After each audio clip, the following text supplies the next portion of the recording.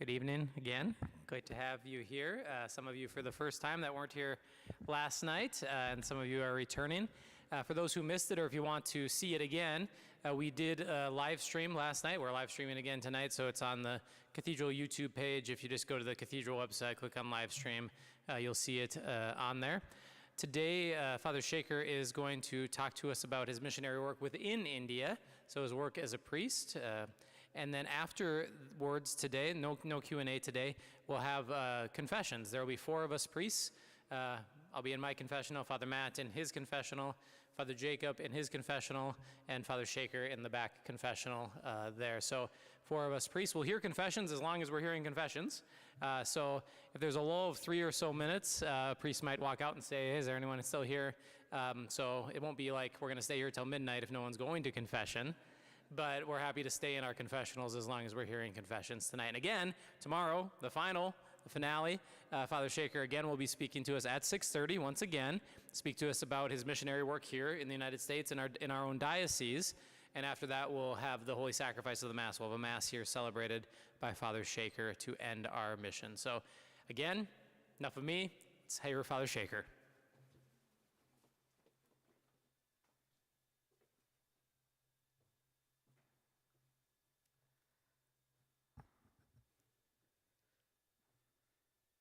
We begin with a prayer in the name of the Father, and of the Son, and of the Holy Spirit. Heavenly Father, thank you for calling me to serve you and your people. Through every challenge, doubt, and trial, you have been my strength and guide. When I strayed, you led me back. When I struggled, you lifted me up. Bless all those discerning their vocation. Give them clarity, courage, and faith to follow your will. Strengthen those serving in difficult missions, and let your light shine through them. Lord, may my life always be a testimony of your grace. Help me to trust in your plan and serve with love and humility. Amen.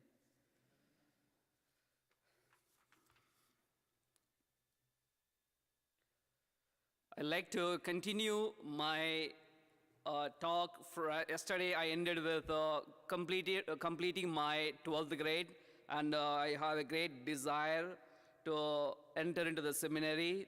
And I have the desire, as yesterday I was talking about, that was not the real desire to become a priest, because I outwardly saw a priest who was offering Mass, and he has a great reputation, and people used to go to him, and I did not feel that it was a kind of a deeply, I didn't realize that God's call within me. It was kind of an outward calling yesterday, but the real call today you will listen when I start talking.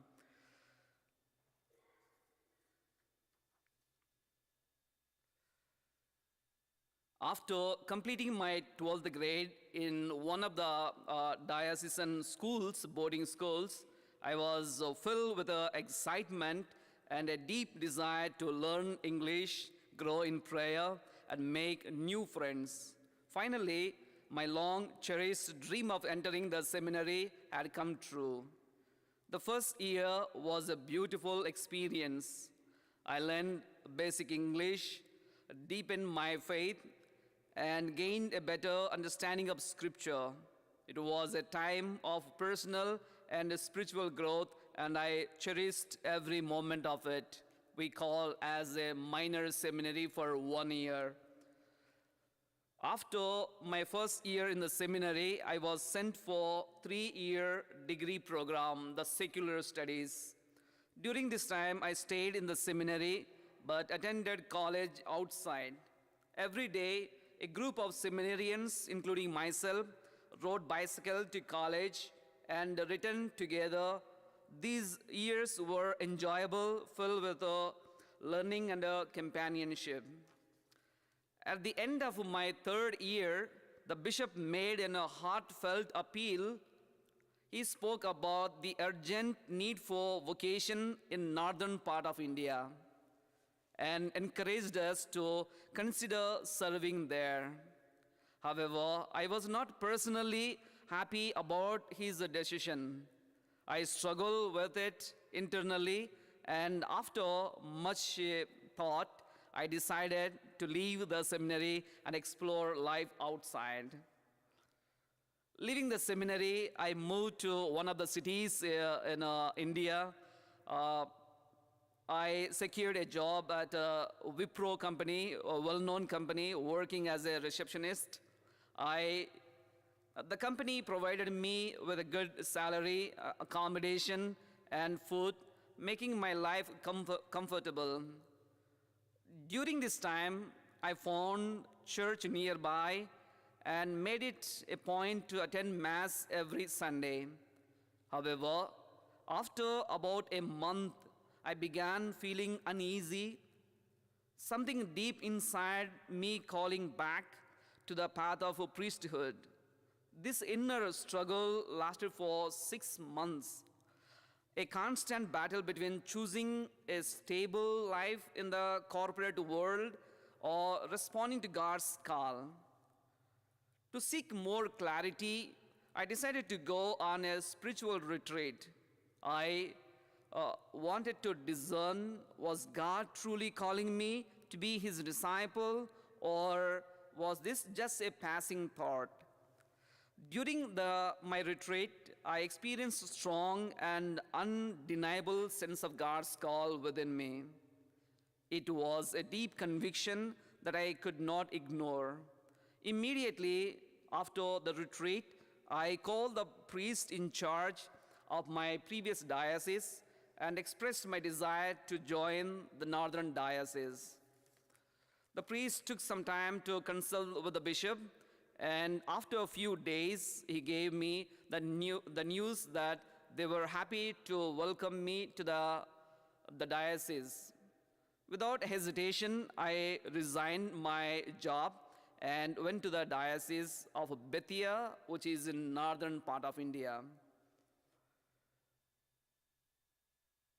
For 6 months, Bishop asked me to be in one of the parishes and learn the language or know the culture. So in the diocese, the regency period, I don't know how we call here in Duluth or in America, we have the pastoral experience for 2 years. Some dioceses has 1 year. So our bishop decides when to do first 2 years. Sometimes needs of the diocese. Sometimes bishops will ask you to do 1 year your pastoral experience before the philosophy and another year after the philosophy. So when I went there, bishop asked me for 6 months before my philosophy to learn the culture, to learn the language, to learn to be acclimate yourself in the parish. So when I was there in the parish, people would speak to me, but I could not understand a word. I could hear everything, but nothing made sense. I requested the pastor to arrange language classes, but he refused. Instead, he asked me to work in the field along with other people, kind of laborers. This was completely new to me. My family did not own any land, so I had never done any farming work before. However, I had no choice but to learn day after day. I worked in the field, learning how to dig, plow, and cultivate. After lunch, I would take the Bible and read. It was in a local language, the Hindi. Although I did not understand everything, the meaning, my previous education helped me navigate through the text. When I was in 6th grade to 10th grade, it was one of the subjects they taught us to learn Hindi, to read Hindi, and to speak Hindi, but I only knew how to read the Hindi, but I didn't knew how to speak Hindi. For 6 months, I practiced listening to the people speak and slowly started recognizing words and meaning. So after 6 months, our bishop asked me to go for my philosophy. I accepted to go for my philosophy. I did my philosophy. After completing my philosophy, Bishop sent back to 1 year of my pastoral experience, residency, to one of the churches. The priest was so good. Immediately, he arranged a teacher to teach me the language. Meantime, I had a great experience because of 3 years philosophy. I used to come back to the diocese, and then I used to stay in one of the parishes. So I used to learn the language. So it was easy for me to deepen more my Hindi language. There was a teacher arranged by my pastor.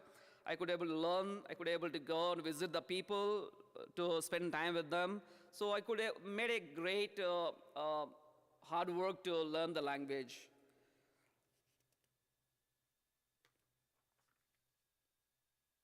Within 1 year, I made significant progress. I could speak and communicate better in the local language. At the end of my regency, the bishop informed me that I would be sent to the regional theology seminary. I say the regional. In the seminary, they teach in English, but apart from the English, all the students will speak the local language. So that way, Bishop thought that I could able to learn the language when I go back to the pastoral ministry, could able to talk to the people, I could able to preach the gospel to them. Where most of the students spoke Hindi, I accepted the challenge and continued my seminary formation for another 3 and 6 months. 3 years, 6 months. After years of training, on December 8th, Immaculate Virgin Mary, 2007, I was ordained a deacon. It was a significant milestone in my journey toward the priesthood, marking my commitment to a life of service, prayer, and dedication to God's people. Looking back, my journey has been one of the struggles, doubts, challenges, and deep faith. Every obstacle became an opportunity for growth, and every setback was a step toward fulfilling God's call. From leaving the seminary to experiencing the restless pull of vocation, from working in a corporate job to learning a new language in a foreign diocese, each phase shaped me into the person I am today. God's call is persistent, and when we truly listen with our hearts, He always leads us back to the path He has chosen for us. My first assignment as a pastor in a small parish,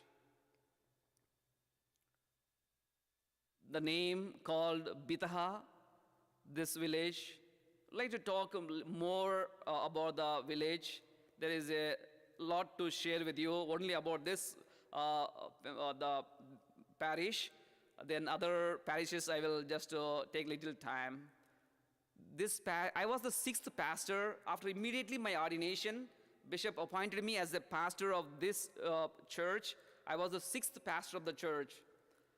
This church was surrounded by 6 villages, and all were Hindus. There was a village purely from tribal people. These people were Catholics, were brought by somewhere the different state. They were Catholics there. They were brought here for some work, for the labor work. Because of the domination of the Hindus, all these Catholics were turned into Hindus. Now, they didn't practice anything. So Bishop thought about to bringing a priest of the same tribe that can work for these people, to bring back these people to the faith. So Bishop consulted a priest from different dioceses where these people came from. So the bishop agreed to send a priest from that diocese to our diocese to work among these people, to bring back these people to the faith. He went to the place. He bought a land for the diocese. We bought a land, huge land. And then he had no place to stay. He used to stay one of the houses because they are same tribal people. But when he used to go for the buying the land and organizing the things, the Hindu people noticed this guy is a priest who came among us and trying to convert the people into Christianity. So they noticed him, and then they plotted against him, and they kidnapped him. And they kidnapped him and took him to the hillside, and then they killed him. There was no record for him. We never came back. So the people who are trying to get back to the faith, and they were afraid to come back to the faith. So they had no dare to come back to the faith. They lost the hope to come back to the faith. So they remained as Hindus. Then life was normal. Then Bishop later thought, how can I bring these people back to the faith?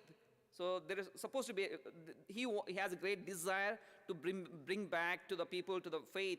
So he thought different way, starting a school for these people. Through education, can people brought to the Catholicism or Christianity. So he sent a priest to go and buy the land. We have already the land. You go and start building the school construction, start the school construction. The priest was so afraid to go there because of the previous pastor was kidnapped and killed.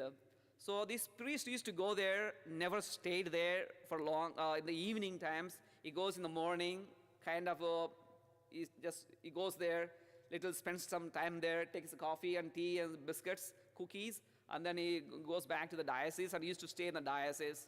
So it was 1 year, he could not do anything there, and he was trying to work, trying to raise the building, but he was never there. After 1 year, he was not a courageous man to stand there. Bishop gave transfer to another, Bishop appointed new priest there. He came and stayed there, trying to stay there and trying to build the building. He built in one row 10 classrooms. That was a kind of good thing. Now, people loved the school. People, they respect the Catholic schools.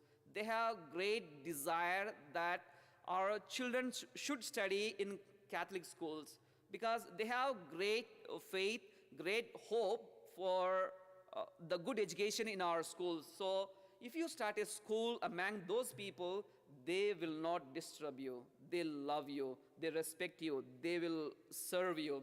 So when priest started the school, people were happy and trying to support the priest. So he started the local medium Hindi language. So people respected him. Children used to come to the school, but he never stayed there in the evening time because still they have the fear. So it has gone for a little time, for 1 year. The progress was there. People were respecting the priest. There was no evangelization among those people, only the school. Bishop thought one more idea. Why don't we bring the sisters, nuns, to this area where they can able to start the dispensary for the kind of small hospital for the local people. So people, they had no hospitals close by.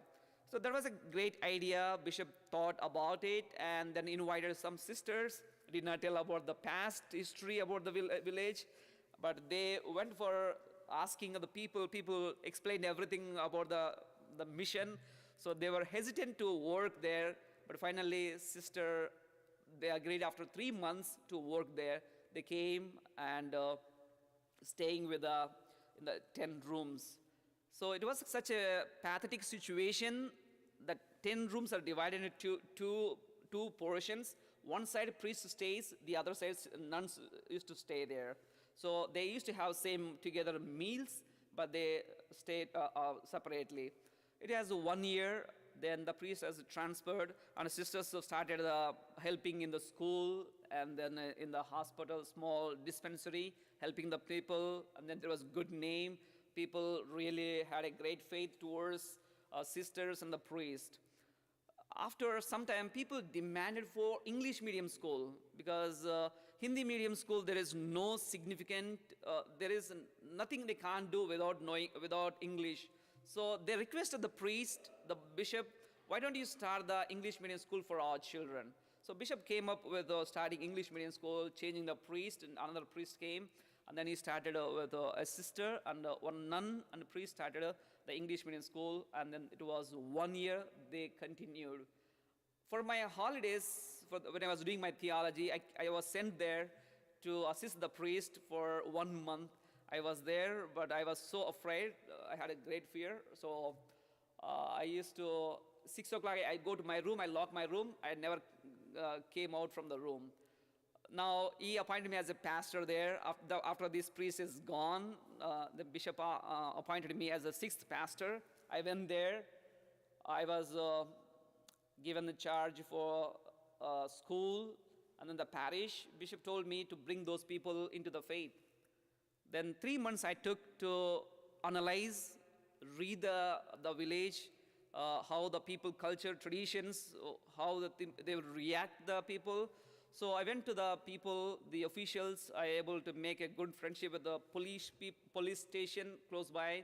If something happens, even you shout, because we were surrounded by the sugarcane fields. They are very tall and like a jungle woods. Even if we shout, somebody attacks us, he shouts, nobody will come and save you. So I was kind of a clever guy. Went to the police station. I got a contact with those people and then the higher authorities and some village elders, and then started. Then I thought about me and the sisters thought about, why don't we go and visit the people, the villages? Why don't we go in the evening? So because people work in the morning, they go all to the work and they come back in the evening. So we made a plan. 2 sisters and we used to go to village by village every day. Then I used to talk in Hindi, my broken language. I used to talk to them and then explain to them about schools. They were really happy to listen to us, and we were able to listen to them what they wanted, what were their expectations from the school. So we listened. They wanted computers. They wanted a good English education in the school. Then I came back and I asked Bishop to provide the computers. He did provide for the school. The school was so good. Within a few months, when I took the charge, it was 70 children. The sister was running. But within 7 months, we could able to raise the children into 270 children. So it was a great work. With the help of sisters, I could do that. Bishop used to come and visit us in the meantime, see how the things were going on. He was happy, the work we were doing together with the sisters. And then the pure Catholics, only 2 families were there who come to the church. But one Catholic family, they never come, but we had no church in the parish. We used to say Mass in one of the rooms, the sisters and one family, and then me used to say Mass in the classroom. We remove the benches and we sit down, and then I used to celebrate Mass for them. It was 1 year without church. We used to have Mass, prayers, all those things. And then within a year, with the help of Bishop, we built a convent, new building for the nuns. So they had a separate new good building. And then end of the year, Bishop came and saw the work. And then he told me that, Sekhar, you are done, well done. Now you need to move on to the new parish. Then I was really not happy to go to the new parish because I fell in love with this parish, because I put my soul and heart for this parish, to raise the parish. It is kind of in a process to get back the people into the faith. If I move there, it is difficult again, can go back to the same Hindu faith or something, it will fall down. I requested Bishop why don't you keep me here another maybe 5 years? I'm happy to work here. Said, we are decided you have to go to bigger school, one of the biggest schools in the diocese. Then I said, I'm happy to move from here. Then within a year, I was transferred to one of the biggest schools in the diocese.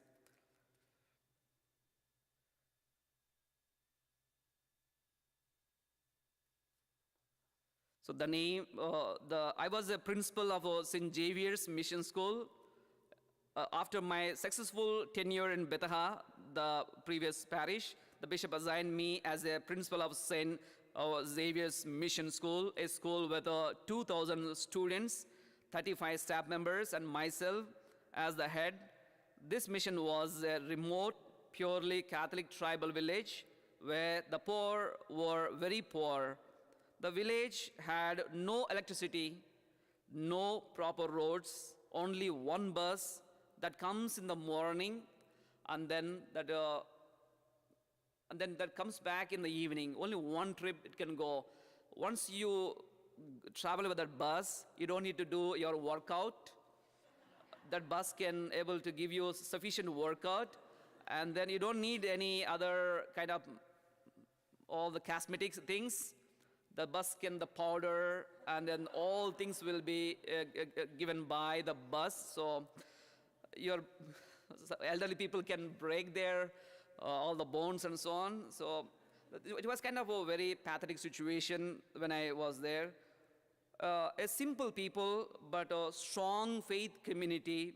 Only few attended daily mass, but on Sunday, the entire village came to the church. So we were 3 priests in the church because the parish was so bigger parish. I again call back to the history of the diocese. That parish was run by the American Jesuits. Wherever American priests worked in our diocese, they brought huge land, huge acres of land. So there was so much land in that parish. So bishop has appointed 3 priests. One is a pastor for the land, for the people, and he has to take care. And then there's a big school in the diocese, so I'll be in charge of the local language school. And then the other priest, bishop, like to start English medium school.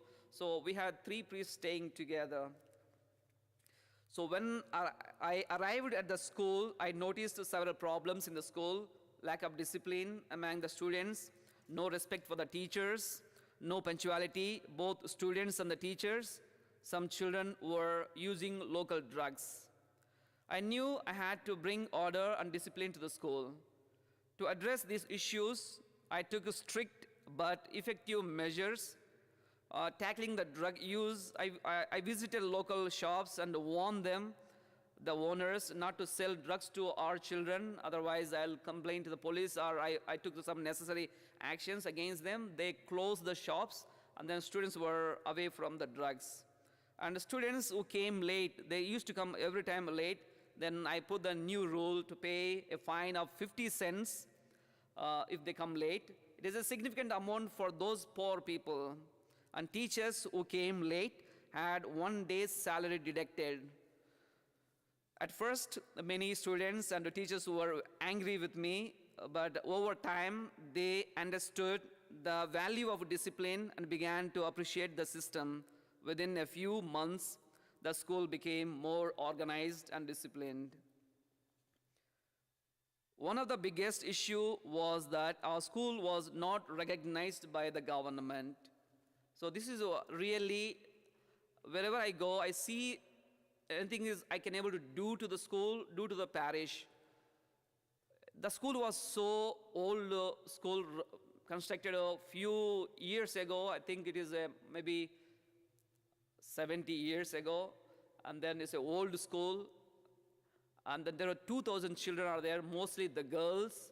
For the I don't know, you understand the board examination, government state examination. Our school has got no affiliation, recognition that our children can do examination in our school. They have to go to different place with that one bus, going up and down, breaking your bones and putting all the makeup. So going a little far away, then they have to look for a place to stay. They're poor people, they can't able to pay money to rent the house. They stay there, they prepare for the examination, and then they do the examination, come back. I saw that was kind of a really, I can able to do something for this school. I brought the issue in the staff meeting with the teachers. They said, "You are not the first one. Many priests came and went, so better let it go." I said, "No, I will stand for that."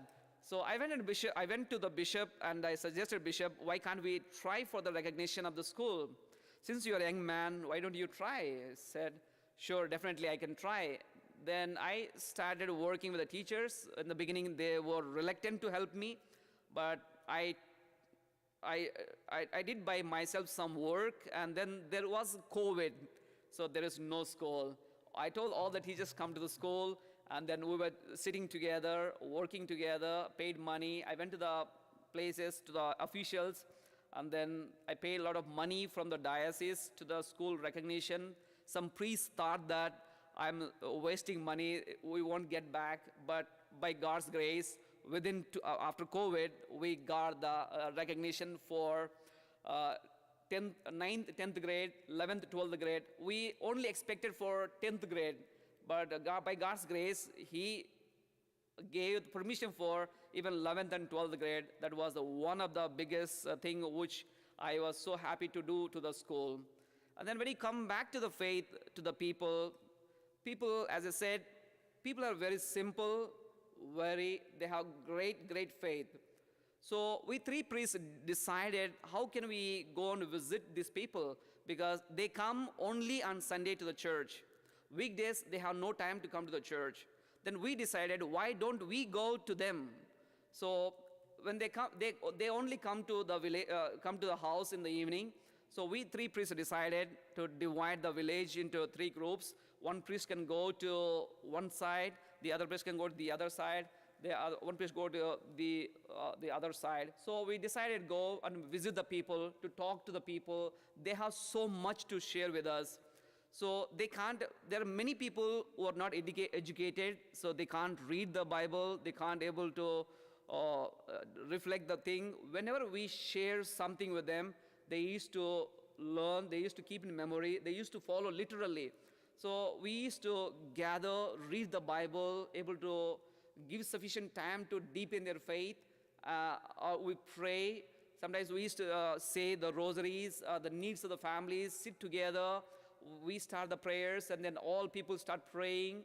It was kind of beautiful moment. People had a great faith because of our approach to go to them.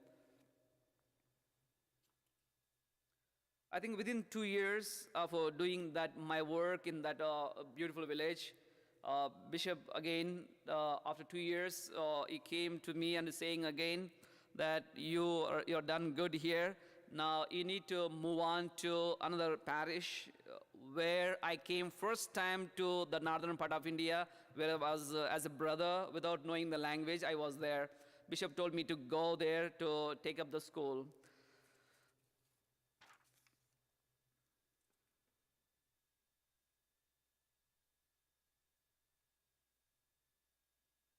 So when I went there, that school there's also a school, there's a girls' middle school, it was the name.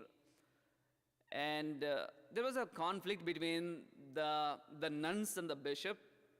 The school, because of lack of priests in the diocese, the school was given to the nuns for the 99 years agreement that they run the school, and then the diocese will support them. So when I was appointed there, the head teacher, the background of the school is all the nuns, there are 5 nuns are working in the school. They all are their government jobs. They're paid by the government. So that's a good opportunity for the people, for the nuns and the priests in India, is allowed the northern part of India, that they can able to secure the government jobs, and they're paid government. So when I was appointed there, as a head teacher head nun was retired, now bishop decided that now we have sufficient priests in the diocese. Now it is time to take back the school to the diocese. Now, Sekhar, you go and take up the school. You are the head teacher, and then you prepare yourself for the examination. You write the examination and qualify for the government post, and then you get the salary, give it to the diocese. Diocese will take care of the needs of the diocese. I said yes to the bishop, and then I went to the church, the place there.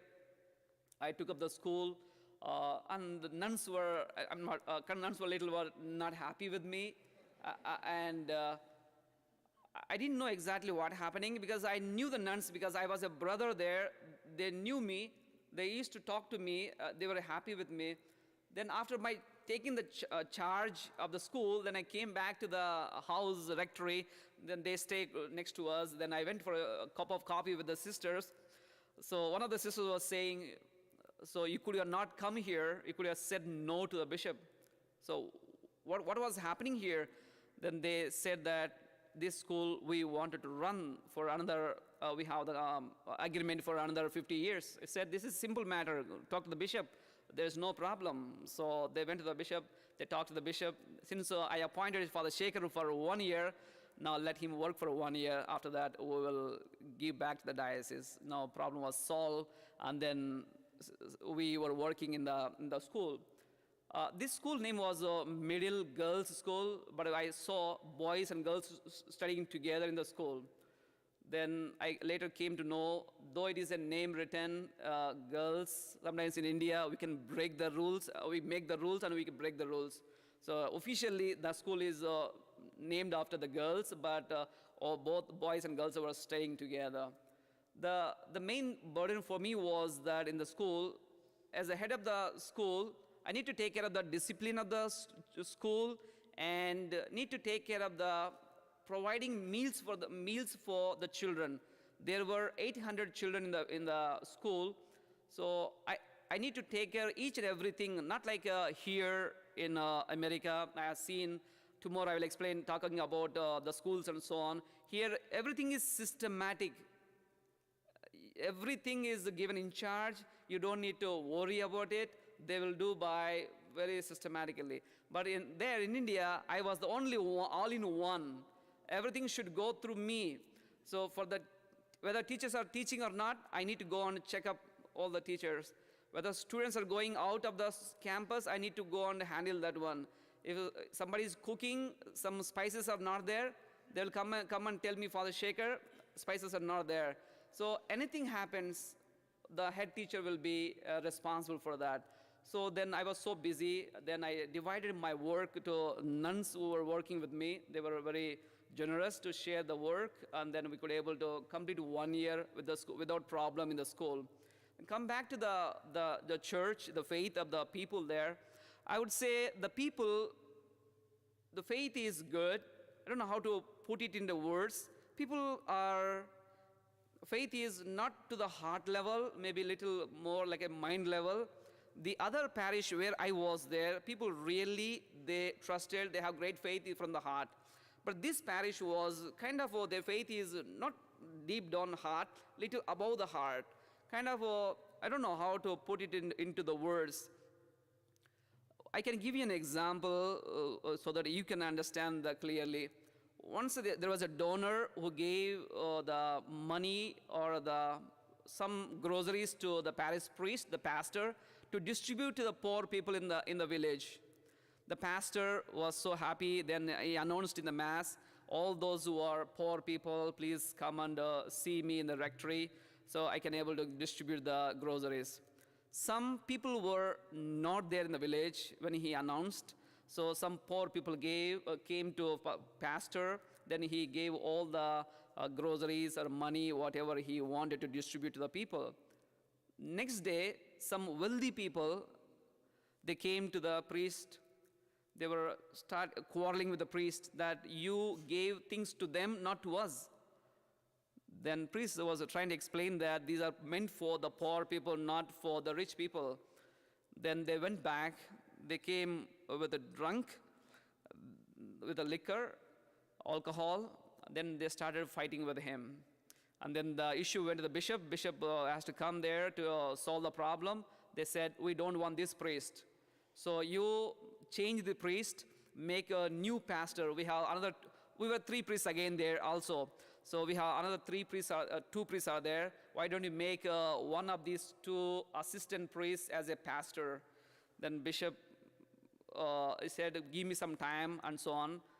Then he went back, but nothing happened. He remained there, and we 3 remained there. Then some people approached me to donate something to the people, poor people. Father Sekhar, you are a principal of the school. Why don't you see the poor people in the village? Why don't you give it to the poor people?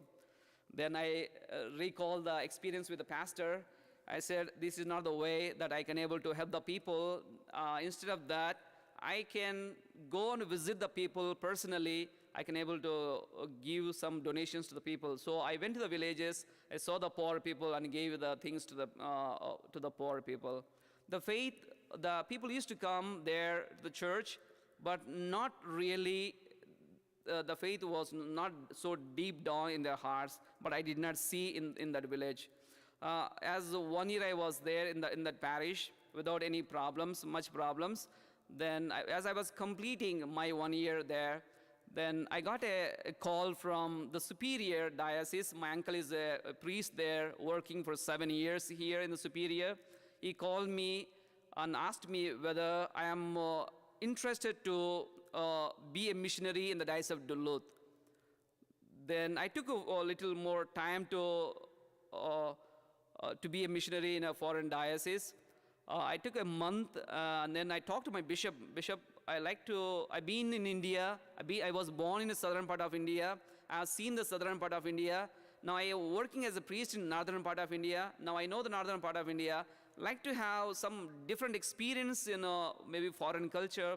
My uncle is asking me to be a missionary in a Diocese of Duluth. Why don't you give me the permission to go and work there? Then he asked me for a little time. Then finally he said yes to me to go and work as missionary. Then I wrote a letter to email to Bishop Daniel Felton. Then it was, I think they interviewed me asking whether I'm able to face the cold season here. I said, definitely I can able to do that. Then he asked me, what do you think about Americans? So what do you think about us? He asked one question.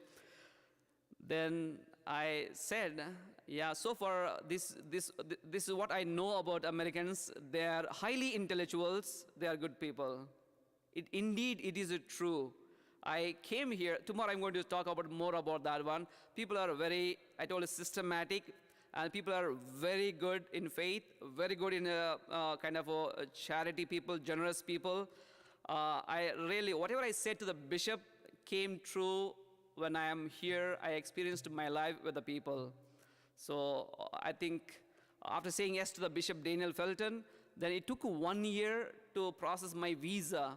So it's almost 1 year. Our bishop did not give me any appointment, so that if anything I get, I need to attend the visas to go there to the embassy to do work, paperwork and so on. So he never appointed me any places. He just put me in the reserve priest in the diocese to available for the confessions or some kind of talks in the diocese for the sisters or the schools somewhere.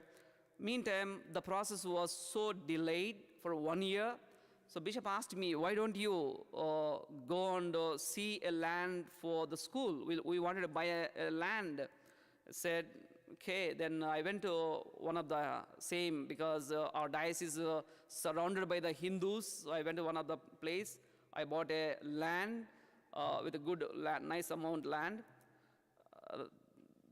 Bishop told me, why don't you start the school? Then I was there, took the contract. I said that it's not a contract. Even we give the contract to the people, we have to be there. We have to take care of each and everything. Otherwise, the things will disappear and things will not go smoothly. So I was there and I helped the diocese to build the school building. And then I worked for bringing the new admissions in the school. So meantime, I got the visa to come to Diocese of Duluth. I was so happy. Bishop gave me 1 month holiday to go and see my parents. So I gave the in charge to another priest. I went home and then I told my sisters to prepare all the spices for 1 year. All the chili powder, all this turmeric powder, all the coriander powder. So my sisters so happy to prepare all those things, and then they fed me 1 month so well that I can't able to breathe. So in the night time I used to snore because there was no space to air to flow from inside to outside. Finally, I arrived to Duluth on July 11th, I suppose. I think Father Sad and Father Jacob Thoma were sitting outside, but relaxing because it was summertime. So we met them there. So here I end my talk.